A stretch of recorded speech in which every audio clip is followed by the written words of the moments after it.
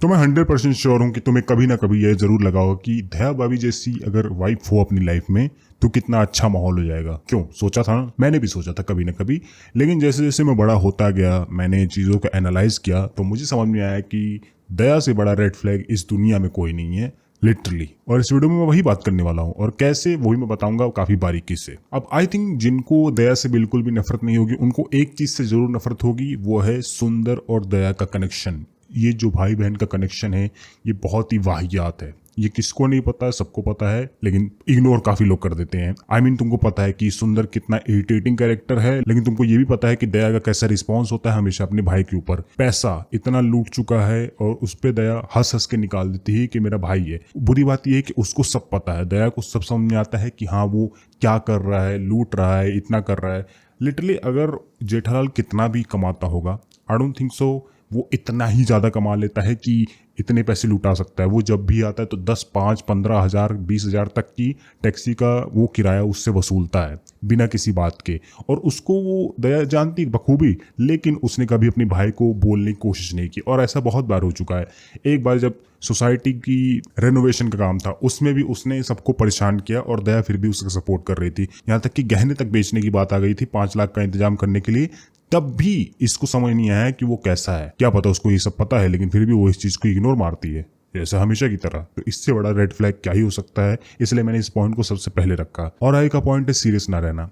ये कभी सीरियस होती ही नहीं है। कभी इसको मैंने नहीं देखा कि कभी जेठालाल की बातों को सीरियस लिया जाए। इसको हर चीज में माँ ने ये कहा था, माँ ने वो कहा था, घुसाना है, ये करना है, वो करना है। इसको किसी की बात नहीं सुननी, चाहे कितना भी हो। आगे अपने पति की हमेशा बेइज्जती करवाना। बालकनी से खड़े होके तुमने कितनी बार तुम खुद इरिटेट हो चुके होगे कि इस मतलब इसको अकल नहीं है। वो होता है ना, एक गवार पर्सनैलिटी कहा जाता है। आई नो वो है, उसको नादानी में रख दिया जाता है, लेकिन वो गवार ही कहूंगा मैं। उसने हमेशा यही किया और उसको पता भी है कि ये बेकार है, लेकिन किसी के सामने भी कुछ भी बक देना, कुछ भी कह देना, वो समझ में आता है। यहाँ तक कि मैंने ये सुना है कि इसकी जो कॉमिक्स है उसमें तो इसका कैरेक्टर पूरा ही मतलब एकदम अव्वल दर्जे का बेवकूफ है, जो कि इसमें दिखाया गया है। लेकिन ये बेवकूफी अपने भाई के टाइम पे कहाँ जाती है पता नहीं, उसको तो सब समझ में आता है। आगे का पॉइंट है पैसे की कदर ना करना।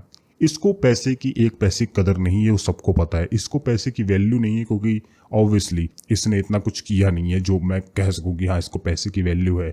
मुझे आज तक वो चेक वाला एपिसोड याद है कि इसने चेक के ऊपर गिरा दिया था, और उस पर अगर उसको डांट देता है, आई नो उसको प्रॉब्लम थी, वो कह रही थी कि मुझे खांसी आ रही, छींक आ रही, ये बातों बात, लेकिन फिर भी उस चीज पे अगर जेठालाल डांट भी देता था, इसको चुपचाप सुन लेना चाहिए था वहीं पे। लेकिन इसने क्या किया, ड्रामा। दवाई पी के सो गई, सब परेशान हुए, इतना वो हुआ, इन दी एंड इतना ड्रामा हुआ। पैसे की कदर इसको बिल्कुल नहीं है। अगर पैसे की कदर होती तो 5, 10, 15, 20 हजार जो इसका भाई लेके उड़ जाता है, वो उसको समझ में आता है, तो पता चलता है। आगे का पॉइंट है I think over positivity.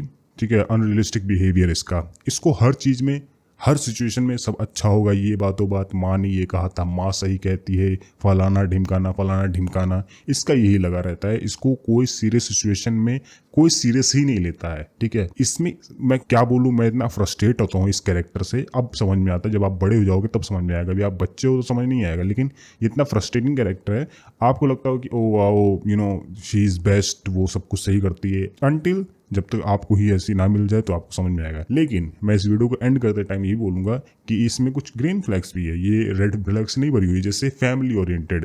Family को बड़ा इसने बांध के रखा है, संभाल के रखा है। भाई बाबूजी की खूब इज्जत करती है, हालांकि वो बंदा डिजर्व नहीं करता वो इज्जत, वो जैसा नमक हराम आदमी है, ठीक है, उनको पता है, लेकिन उसकी इज्जत करती है, ये बहुत अच्छी है। जेठालाल में भी बहुत कमियां हैं, लेकिन उसके लिए उसने हमेशा पहले जेठालाल को रखा है कि खाना बना के देना, उसकी सेवा करना, वो करना, ये ज़रूर उसने किया आजकल के ज़माने में, जैसा कि माहौल चलता है वहाँ की सोसाइटी में, जैसा तुमको पता है। और जेठालाल का ख्याल रखना, ये भी एक सबसे बड़ा ग्रीन फ्लैग है। आई थिंक उससे ज़्यादा जेठालाल का कोई ख्याल रखता नहीं है, क्योंकि घर में है ही कौन, टप्पू जो वैसे ही जिंदगी हराम करके बैठा सबकी, बापूजी जो वैसी जिंदगी हराम करके बैठे जेठालाल की। तो इसने ख्याल रखने का अच्छा अपना नियम निभाया है, तो ये बहुत अच्छी बात है। एक और ग्रीन फ्लैग है कि इसने हमेशा इमोशनली सपोर्ट तो किया है जेठालाल को। मैं इतना बोलूँ कि अगर कोई बुरी सिचुएशन आती, जैसे मुझे वो एपिसोड याद है जिसमें पेंटिंग का सारा पेंट लेके आता है जेठालाल और उस पर पूरी सोसाइटी पलट जाती है उस पर, लेकिन बापूजी इंडियन, पता नहीं कभी कभी सही हो जाता है, लेकिन बापूजी और दया इसने बहुत सपोर्ट किया था और इनको बहुत टेंशन होती है।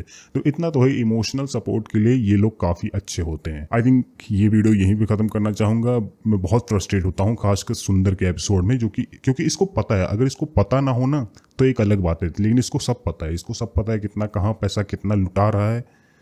आई डोंट नो ये क्यों ऐसा है, बट ठीक है। बाकी मैं मिलता हूँ अगली वीडियो में, तब तक के लिए बाय।